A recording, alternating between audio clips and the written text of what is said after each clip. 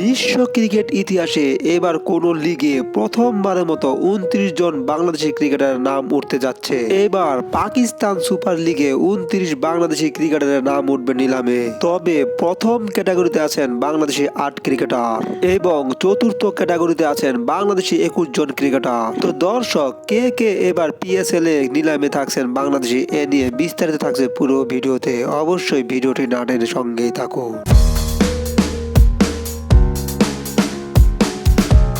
এবার যেন পিএসএল এ বাংলাদেশের ক্রিকেটারদের মেলা। এবার প্রথমবারের মতো 29 জন ক্রিকেটার নিলামে উঠবে বাংলাদেশে।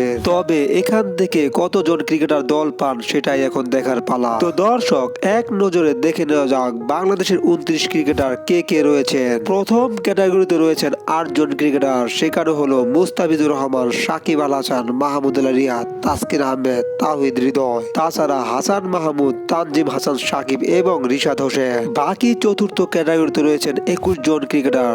তারা হলেন শরীফুল ইসলাম, আফিফ হোসেন ধ্রুব, মোহাম্মদ সাইফুদ্দিন, জাকের আলী অনি, এনামুল হক বিজয়, আকবর আলী, আলিস আল ইসলাম, আরিফুল ইসলাম, কামরুল ইসলাম রাব্বি।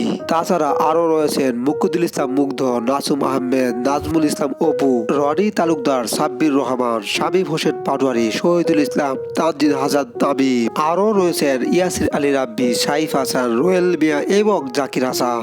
এই হলো বাকি 21 ক্রিকেটারের তালিকা। সর্বমোট 29 জন ক্রিকেটার রয়েছেন পিএসএল। এবার আগামী 13ই জানুয়ারি অনুষ্ঠিত হতে যাচ্ছে এই নিলাম। তো দর্শক, এই 29 জনের মধ্যে কতজন দল পেতে পারেন অবশ্যই আপনাদের মন্তব্যগুলো কমেন্ট বক্সে জানিয়ে দিবেন এবং চ্যানেলটি সাবস্ক্রাইব করে পাশে থাকবেন। ধন্যবাদ।